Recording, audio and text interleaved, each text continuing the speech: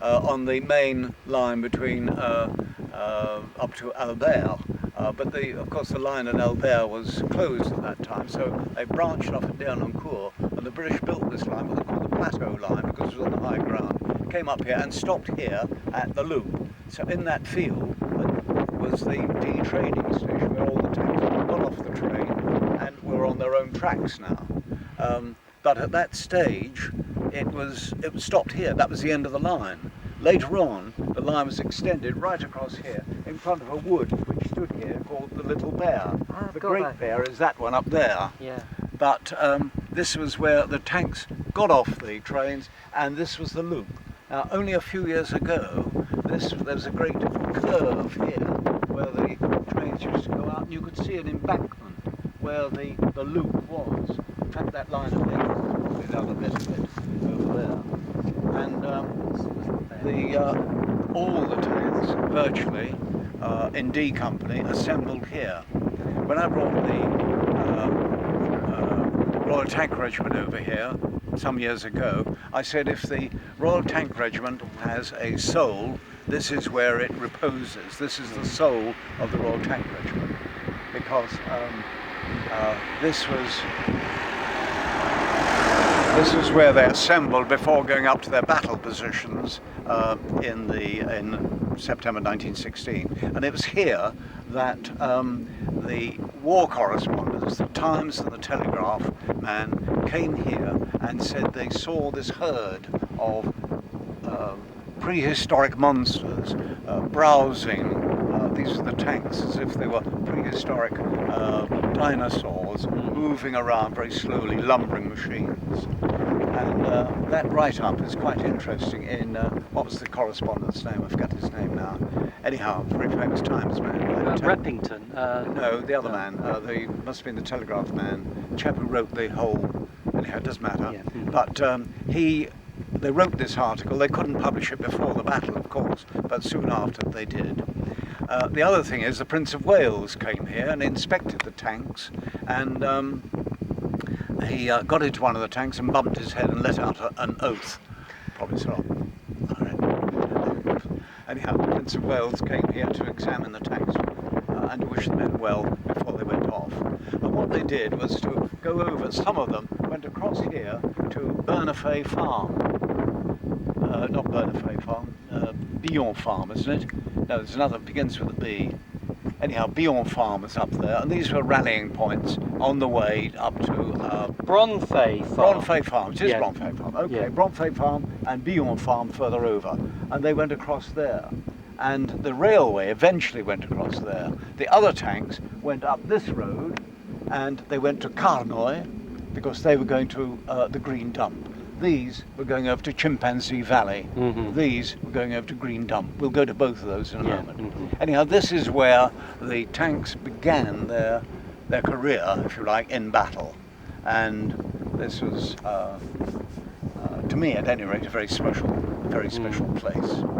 Now what we could do is either try to get out there, which has always been sealed before, because it's just a rough field, a rough track. You may be able to get down there in your vehicle. Well, it's a Land Rover. But otherwise we'll go back the way we came, and we'll have a look, see if we can go and see Grovetown. Yeah. So shall we do that? Yes, okay. Okay. When I came here, it was only 20 years ago, you could see the track where the railway had been, and I picked up the railway bolts that had just been left after the sleepers had disappeared. But this is But we're standing right in the middle of the loop here. Yes, pretty well. It's not easy to... And they were lined up there, and they were massacred. I say massacred, a lot of them survived, of course. But the commander of the, I think, 1st Battalion was a chap called Vaughan, and he had, being a guardsman, has his hunting horn with him, and he just happened to have this hunting horn. He blew on it, and it rallied the men, and they came down here and bayoneted and killed all the machine gun crews here, but they'd suffered horrendous casualties. And I think this rather unhinged, what was his name, not Pereira, it was Fielding, General Fielding. I think it rather unhinged him, and realising, I'm sure, that part of the fault lay with him, because he had not really stressed to the tank men that, you know, we haven't been able to do it, you've got to do it, otherwise our men are going to be massacred. He knew that the machine guns were here. An infantry attack had been repelled on the 14th, on the 13th I think. On the 14th they pushed all the artillery down here that they could, but it was to no avail. And it was the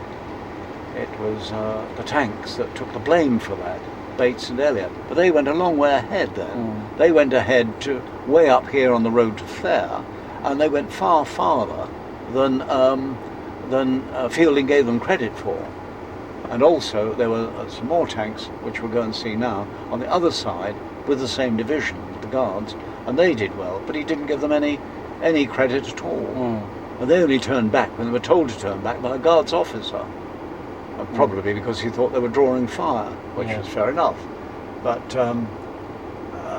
it was an error, I think, because the tank was doing very well. Clark's tank, that one I showed you last night, which said it was like a well-defended watermill, that was seen over here at the Triangle by the Germans there and sketched by them.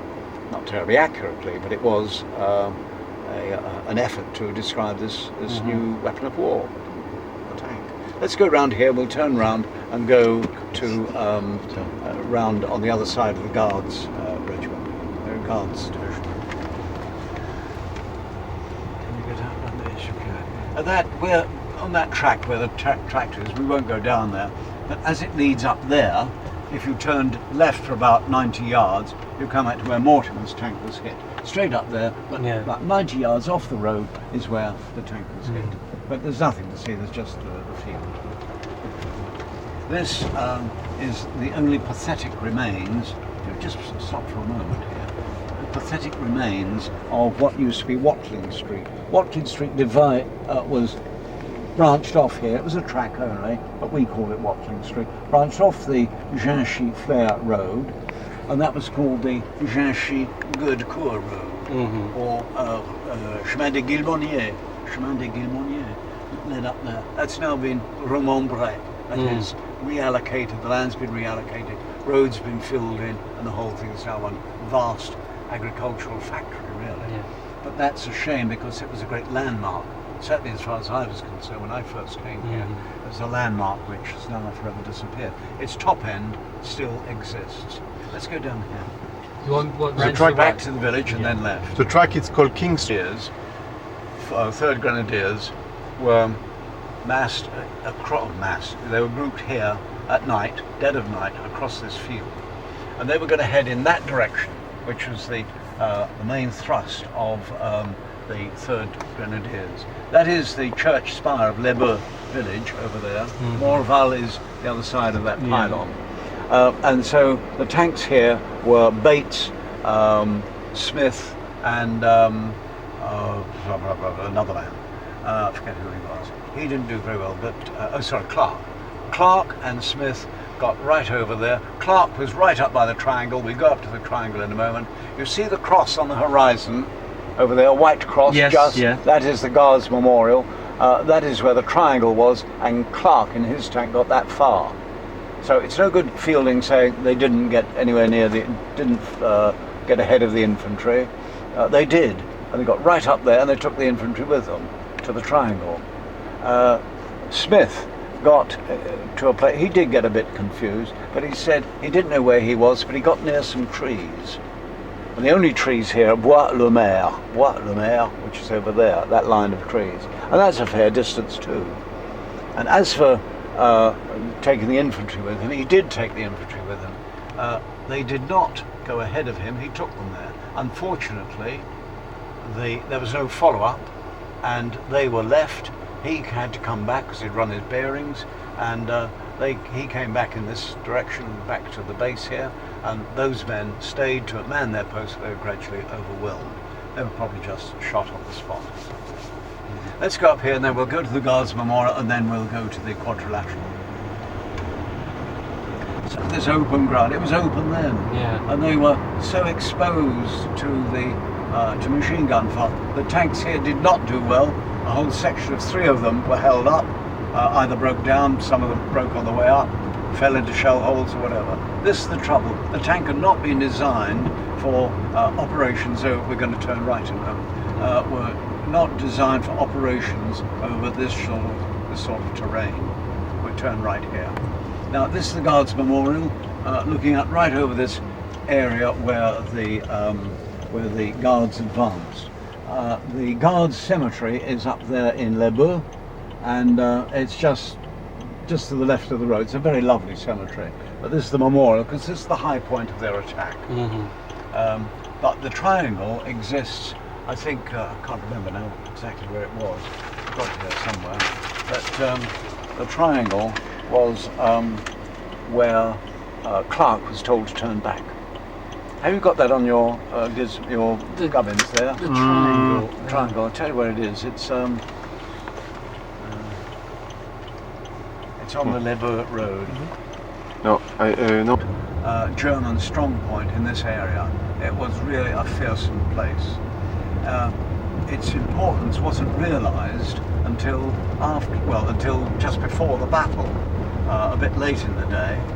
And here was one of those famous lanes left by the artillery, and the lane was left because they expected the tanks to come up here and obviously be protected by the lane being wide enough, but no artillery because the tanks were going to come up here, and the tanks would get rid of any sort of opposition that was there in that lane.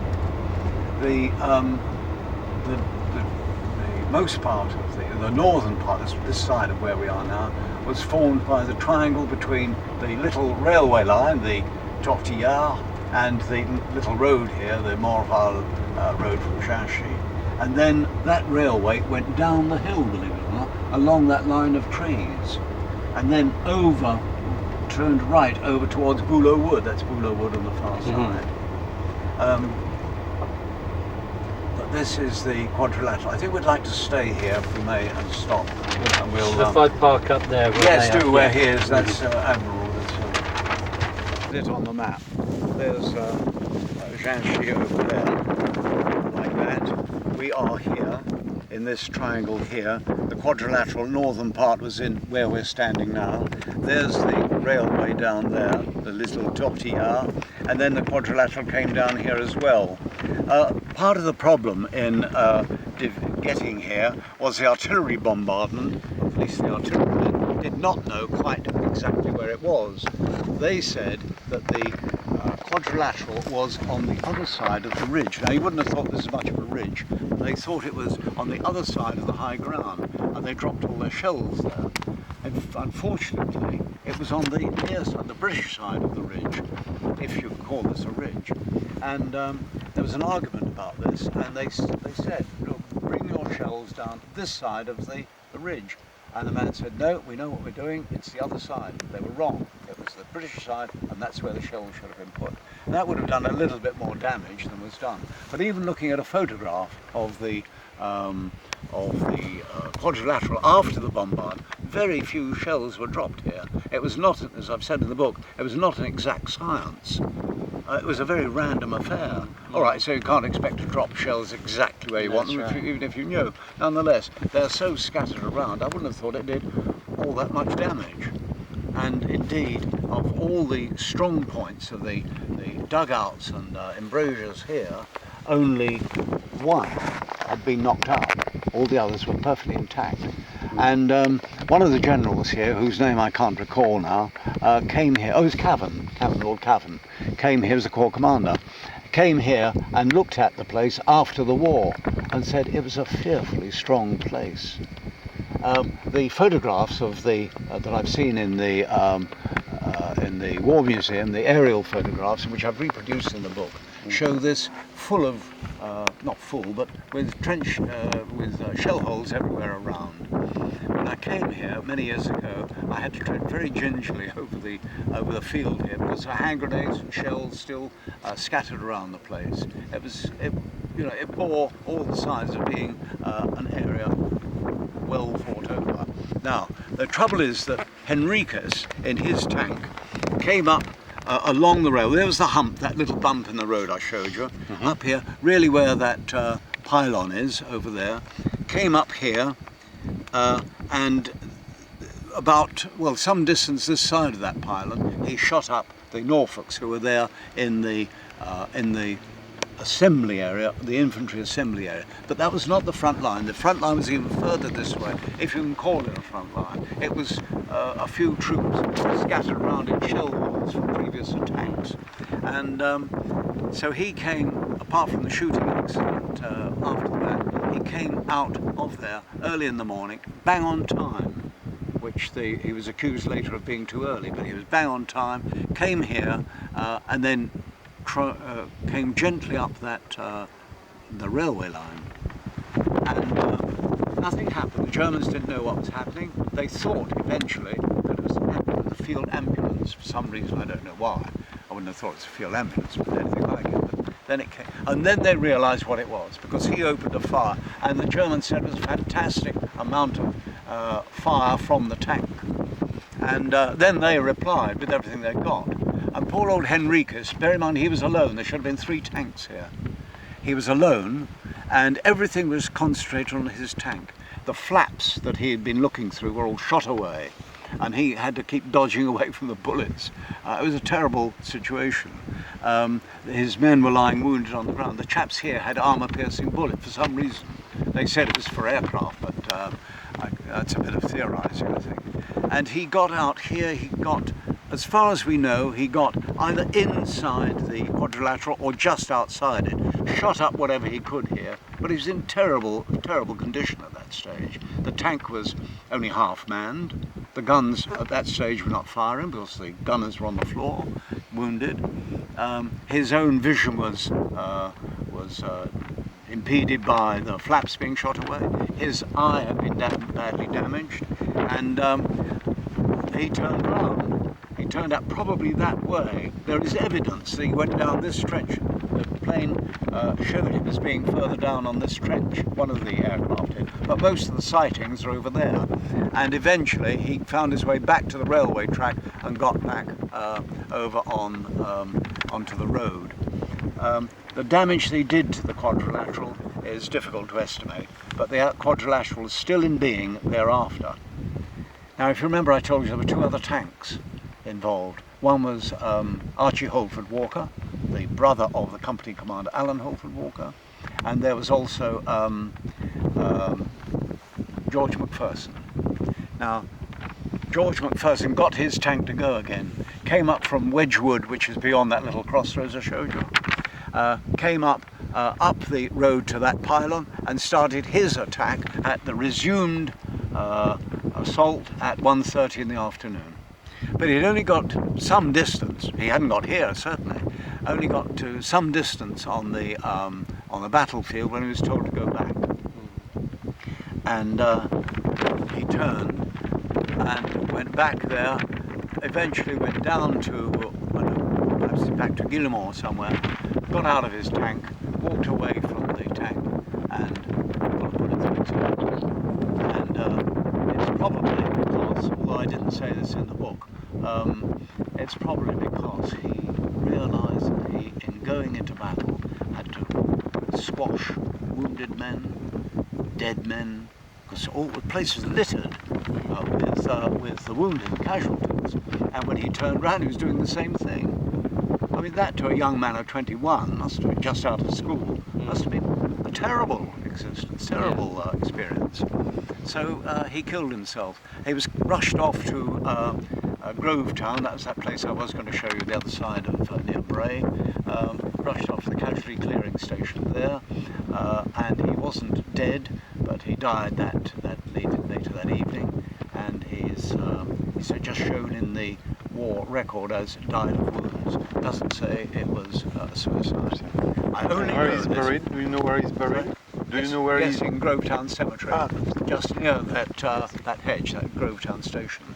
But we only know that it was he who committed suicide simply because, although there's no mention of it in the official records, there's just this question of died of wounds, but no reference to how, no reference to George McPherson being shot, or wounded, or being injured, or anything. Total silence in the records, apart from the fact that he died of wounds. And it was only when I looked up the PRO, the letters to Edmonds, the historian, official historian, where it said, one letter said, I think there's nothing wrong with your account except that it perhaps underestimates the immense strain under which these young tank officers were put. I remember, said the author, one young tank officer committing suicide in the afternoon. And that was it. Nothing else. And the only man who is unaccounted for was George Macpherson. Now Henricus, who had been to Harrow, and Macpherson who had been to Winchester, clearly at the top of their social scale. One man should have gone into the banking, family banking firm. The other chap was destined for high things in any case. Were very close chums, both in the Buffs, the East Kents. And they joined together. Both were interviewed by somebody or other, not necessarily Swinton, although he knew them. And they spent their time in the same company, C Company, the same section of C Company, same battle sector. They were supposed to come into the fight together, and they were very close.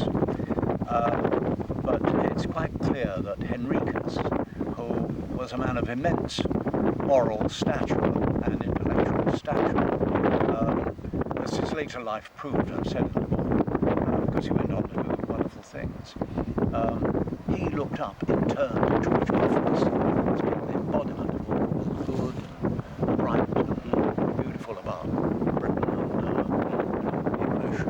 and English upper class. But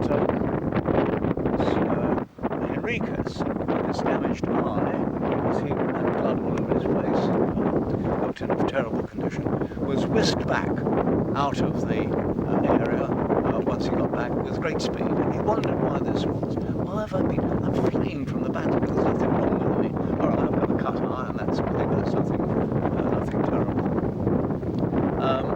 And he wondered why this was.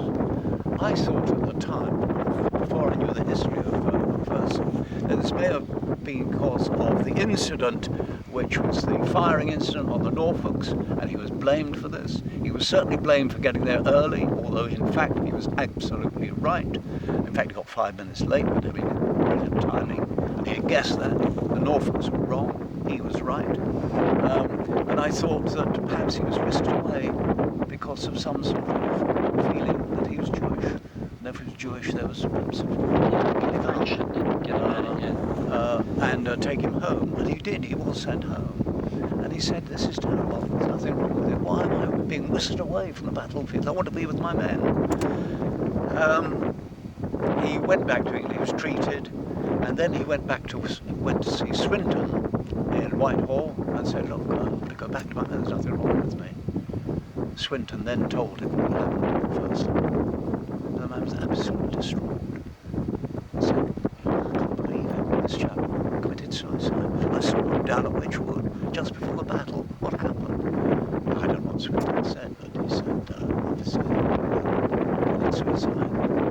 And Henricus was so shocked by this, so shaken by this whole episode that he really not lost his nerve, but he had a nervous breakdown. That was compounded by the fact that he had thought he had arrived here too early, brought down German artillery fire on the Norfolks, on everybody there, and had this terrible feeling of guilt.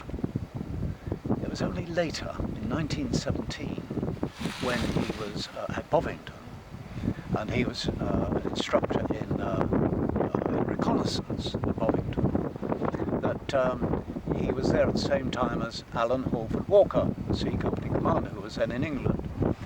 And he was giving a lecture on reconnaissance and that sort of thing. And he wrote to his wife one day and said, this is Henricus writing to his wife, saying, the most fantastic thing has happened to me. I was due to give a lecture today, and Alan Halford Walker lent me a folder of his papers to read, which would give me the background to the battle at the Quadrilateral. And I have to tell you that I have seen the order, which I never received, giving me the timing of my attack from that pylon over there. And he said, I have to tell you, I was absolutely right. And it's an immense relief to me after all this months and months of agonising over how he had caused this disaster to happen. The chaps were shot and killed here, the artillery, British artillery killed a lot of them. He said this immense burden has been lifted from him, and he was able to come back into France, but he never commanded a tank again. He went into battle as a reconnaissance officer, for which he was very good. And there used to be in Bovington a plasticine model of, I think, the quadrilateral in places. I've never looked at it, I should have asked for it. But the plasticine model was in place in Bovington until a few years ago. Perhaps when I'm there next week giving the same lecture, I shall ask to see it. But he then went to be a reconnaissance officer. Curiously, he found himself in some entirely different part of France with the original crew of Henricus's tank, of George Macpherson's tank. And he went to talk to them. These were his chaps in his friend's tank, the crew that Macpherson got into battle with. And they said, yes, we're very sorry to lose Mr. Macpherson, sir. He was a good man, nice young man. He was killed by shrapnel, as he left the tank. Well, it wasn't. He committed suicide. But that secret had been kept from everybody. In fact, he committed suicide. And he never disabused them, of course. He didn't disabuse anybody. Only Swinton and a few others knew about this. But he then found that one of the crew members had actually got Macpherson's revolver with him still. And if the chap had known this has blown out his commander's brains, he would have thrown it away, I don't think. But he had it and said, oh yeah, I've got the revolver. This is Mr. Macpherson's revolver, sir. Said, you can imagine the chap said, well, thank you very much for telling me. That shot the brains out of my best friend. Yeah. One other thing about Henricus was, what was I going to tell you about that? Yes, he went on, he only stayed as a reconnaissance officer in the tanks thereafter, but I think he did a good job. Did a good job of lecturing too on the subject. One thing that I haven't mentioned is the artillery here. The artillery here was appallingly badly arranged, programmed. The quadrilateral was if you like, the front line, the German front line here. But the first objective, there was always this confusion between what is the first target and what is the first objective. And I've always, in the book, printed the official objective with a capital O. So the first objective, capital letters, but not necessarily the first objective where the people really mean the first target. So this was the first objective with a little o, a target, but the first objective itself had been placed over the hill. And there was no natural feature, no German trench to mark it, or even to be attacked and assaulted and for some sort of tactical advantage to be gained from taking it. It was ludicrous. The other problem is that the Guards, because of their advance earlier, had got ahead of 6th Division and were much further forward on the divisional boundary. And so the Guards said, well look, you can't have your artillery firing this side of the front line because you're going to hurt our men. And you can't have it this side only because our men who are advancing will be shot by the Germans who have not been touched by the artillery here. And so the German defenders here. And there was this great sort of argument about it. Eventually there was a terrible compromise reached. Most of the shells, the 18-pounders, were beyond the ridge where there was no British troops at all. Then it was changed further forward where there was the boundary, which is the old railway line embankment. But the thing was a mess, and only a quarter of the available 18-pounder artillery was put to this side of the when Henricus came back and the infantry had not actually penetrated here, the barrage was put down. Unfortunately, it was put down on the poor devils who were in the field, and a lot of those were killed by British artillery. One other thing was this famous lane. The lane was kept here across the quadrilateral because of the tanks, and this is where tanks versus artillery. The story does get a bit complicated. the lane was left open, but they had orders to close it up if the tanks didn't appear. That is, fire on the lane if the tanks didn't appear. As it was, the tanks did appear, but they got out of the area, went back. Nothing happened. The artillery on either side was pounding away, but nobody actually filled the lane. The Corps commander asked the divisional commander, or perhaps it was the 4th Army commander, who asked the Corps commander what happened. And the Corps commander said, well, actually I issued the order to the CRA, the Commander of Royal Artillery, and he assures me that the order was complied with. Corps commander would have been Horn? Corps commander would have been Horn. Yeah. In fact, the Royal Artilleryman, CRA, said, no, we didn't get the order. I think that was it. We didn't get the order. And the chaps, the divisional commander, went back to the Corps commander and said, I'm sorry, it's obviously my fault. I thought I'd given them command orders, and I didn't. 3 days later, the artillery CRA rang up the divisional commander and said, I'm terribly sorry, I've got the message.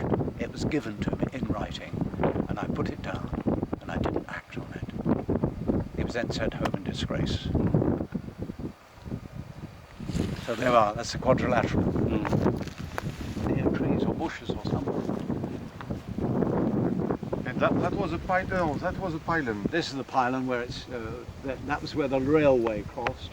Yeah. That side of the pylon, from the pylon into Ginchy village, has been remembré. But from here back to the division between Flers and Bouleau Wood, the track still exists. Is that behind that there is That's this side of Bouleau Wood. This is Bouleau Wood, that's Flers Wood.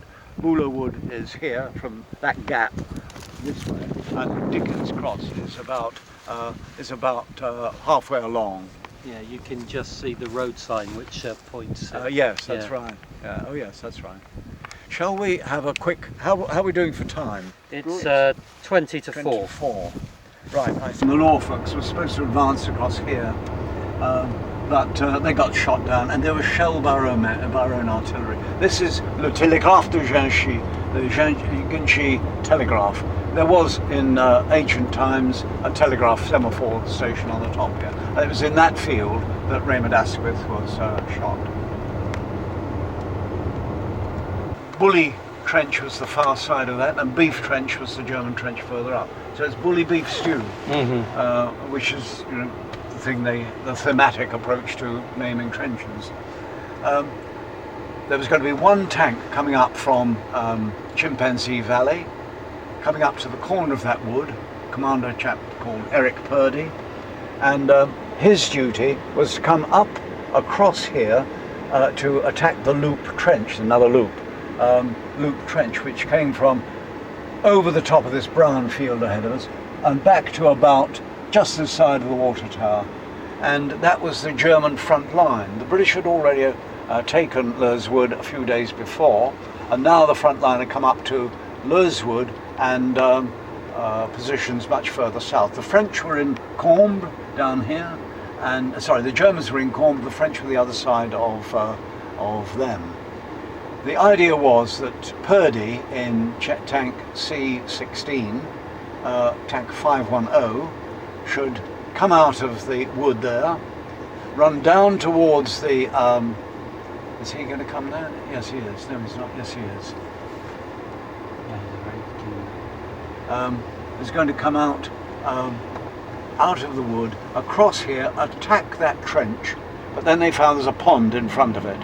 So he had to go the other side of the trench, and that brought him into line with the enfilade barrage, which is coming down like this behind the German trench, preventing the Germans from reinforcing. But then when he got here, he discovered that there was this pond in front of the trench. I'm quite sure that headquarters were only looking at the major trench map, which did not have that pond marked on it. But the tactical map that the local men had got it on it. They didn't know what it was. It was just a pond. They didn't know how deep it was, so they warned Purdy not to go in front of the trench, as his orders said, but go behind it. This is what he did, and he got hit there. Now, the tank got stuck on the top here. The Germans were firing at it. There was another stretch of trench, which of course he hadn't been able to clear because he'd been hit further down. And the Germans were able to use this road, this magnificent approach road here, to supply that trench, the top half of the trench.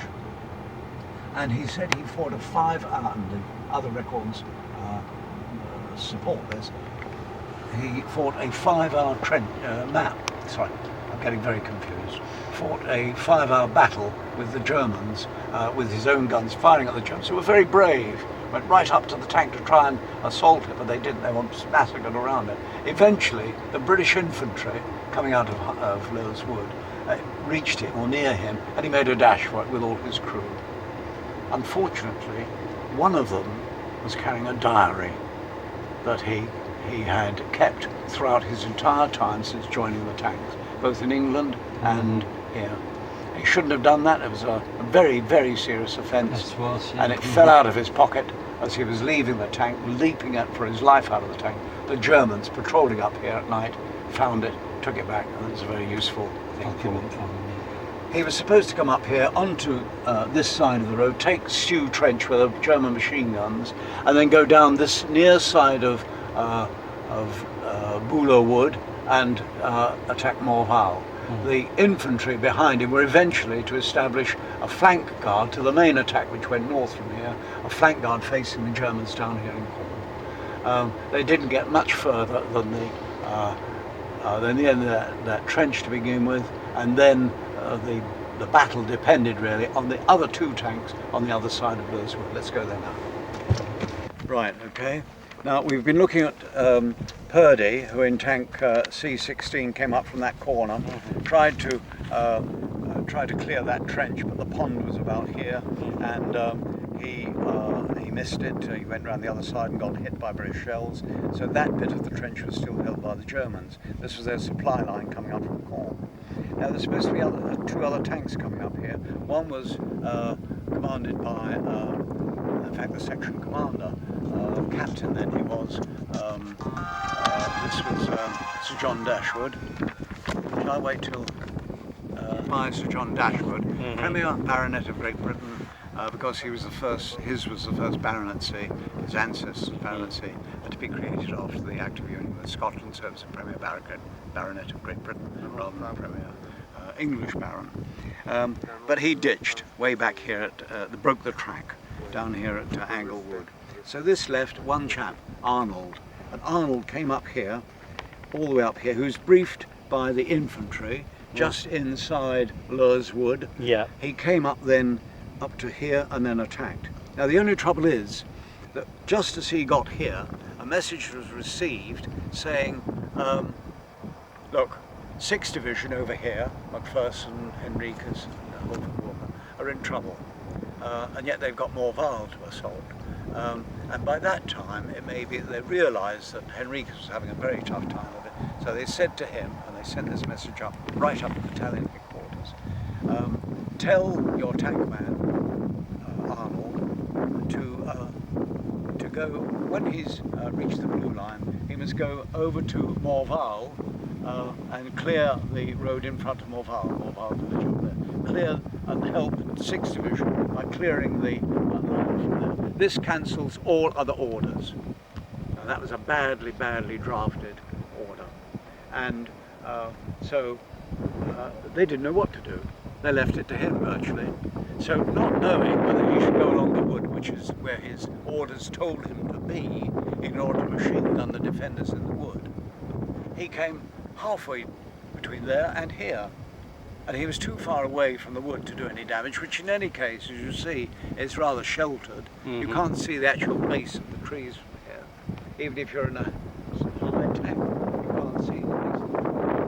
He was trying to reconcile one job of work with another job of work.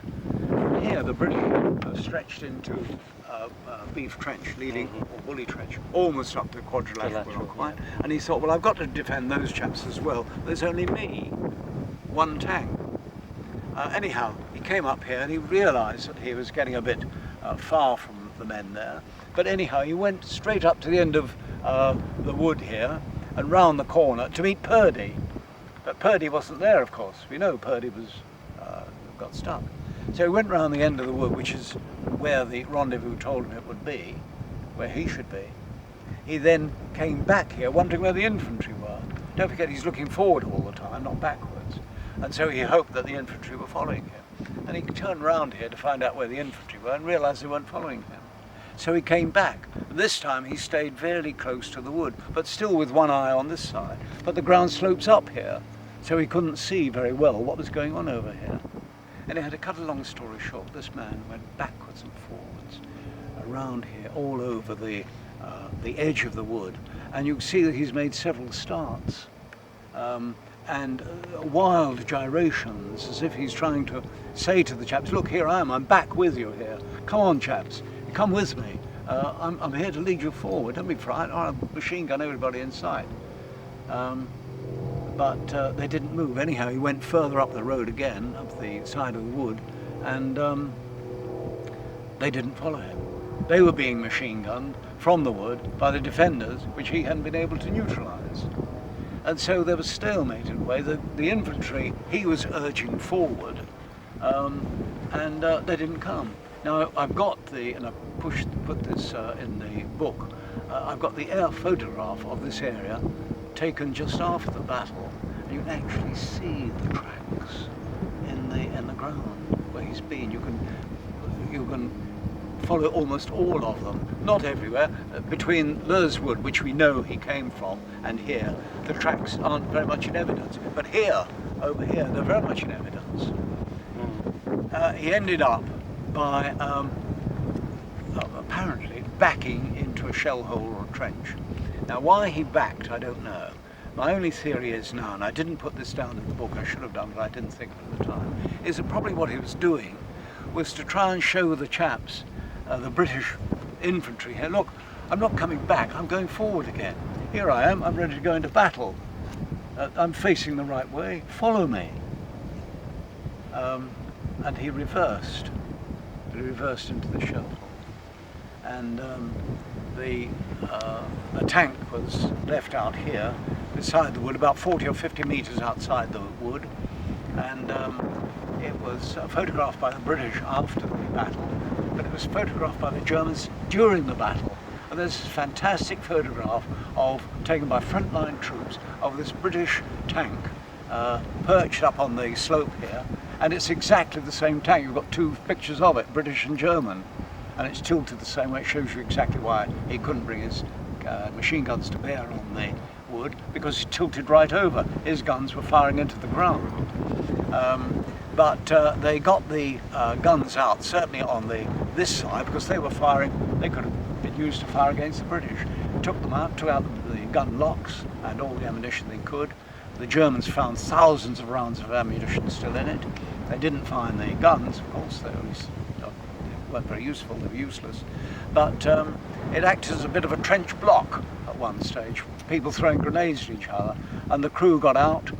One chap was wounded, picking up a grenade, killed, picking up a grenade and throwing it back at the Germans, and was killed. He was recommended for the VC, but nobody took any notice of that. Another chap was killed getting from one shell hole to another, chap called, forget his name now, began with G, B.A. Gates. And they called him Bag because his initials, and he was killed getting from one shell hole to another. Another man was blinded badly in one eye, and it was a shambles really. But they were brave men. At least they got the battle going, and it was 1,000 pities that Dashwood's tank had broken its track. And this is partly, and I haven't made a great deal of this in the book, but if you look very carefully at the appendix, I forget which one it is now, the engineers, the service corps man's reports, the man in charge of the works, the repair team, the Army Service Corps, Company 411 I think it was. In his report on the tanks he talked about, the ASC drivers knew how to drive and the other chaps didn't. It was my men who did the work. But then he goes on to say, but there were no reservoirs fitted for the track lubricating oil, and that's a question of quality control back in England. I haven't made a great deal of that, as I say, in the book, because it doesn't speak very well for the tank designers. But it was a terrible thing that the tracks broke, and they did on a number of occasions, probably because they're insufficiently lubricated. And I think that's... I read that report this morning, actually. Oh, did yes, you? Right. yeah. It's by a chap called, I forget what his name is. Knotty. Yeah. K-N-O-T-H-E, that's Yes. right. But that is, it's a great shame. Okay, chaps. So the tank was abandoned very close Yes, from the border of the it's wood abandoned here. about 40 or 50 metres from the wood. I went into the place where the machine guns, German machine guns, had been, and I got the machine gun bullets, the cartridges, back at home. And they are the things that probably killed the bag, and the other chaps wounded the fellas because it was right next to the tank, virtually. They were sitting ducks. So the wood. So the tank on that way, and you can see the trees and the trees which are there.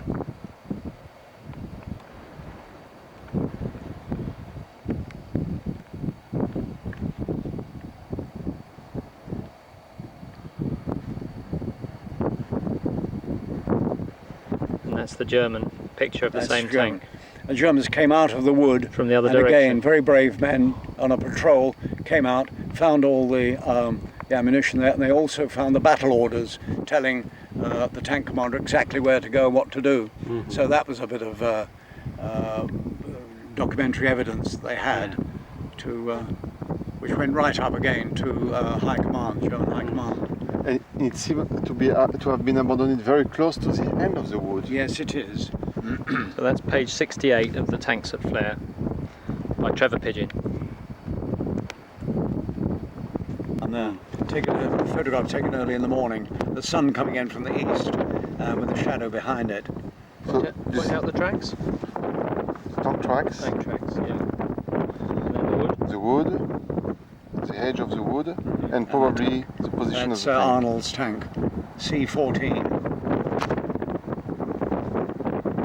I was asked once what the most interesting thing I'd found about doing this work, what it was, what gave me the most pleasure. It was looking at these photographs on increasing magnification on somebody's computer when I first got them, and seeing the thing gradually enhanced, gradually coming alive. It was the actual trenches. Yeah. You could see, this is where the battle was. Yeah. And I think it was the most satisfying part of the whole thing. Yes, absolutely. There we go. Ahead of him, Leg came down following this road here. That is the Rideau des Filloirs, this embankment or bluff, and that is where at the northern end, Hasty, the man who went into the high street of Flers, by those trees on the left-hand end, he ended up. Head, the man who was in one of the other actions, ended up at that end of the bluff. But Hasty ended up there, D17 ended there. That's where that photograph is in the book. The German front line was in Switch Trench. It was about here on this, just this side of the bend, and he went up there. Now Leg came up here, and as soon as he crossed the Switch Trench, following his orders, he went in that direction, because he was going to go around the east side of Flers, and he knew that road on the east side is very sunken, and he couldn't cross it, so he had to go further up. On this side of the village was the German front line in Flers, the Flers line, fairly well armed and protected, and a bit of it was a difficult, a very difficult obstacle, certainly for infantry. But Hasty came up, crushed the wire, and that trench ran across about here, crushed the wire, moved up here, and with infantry following him, entered Flers.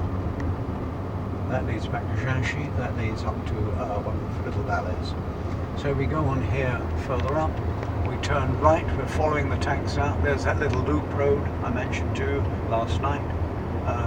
The road goes up here, turns around, and will come straight around by the church in a moment. And I think the church will be on the correct side. Yes, so. it will. I think we've got it on the correct side.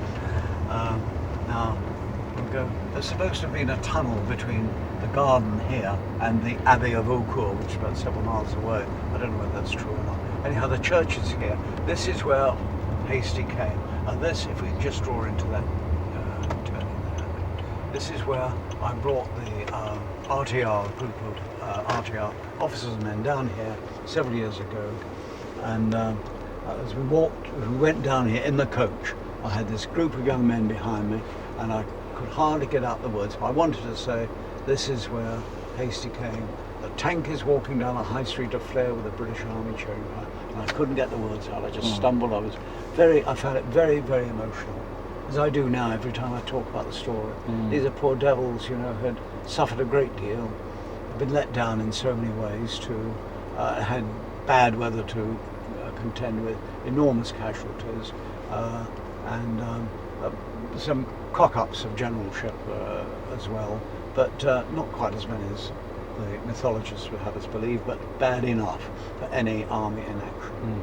And so when the tank came down here, it was, I think it must have been a great relief, a wonderful boost to everybody, as it was, of course, the people at home who had to read this. Right, let's go down here then, shall we?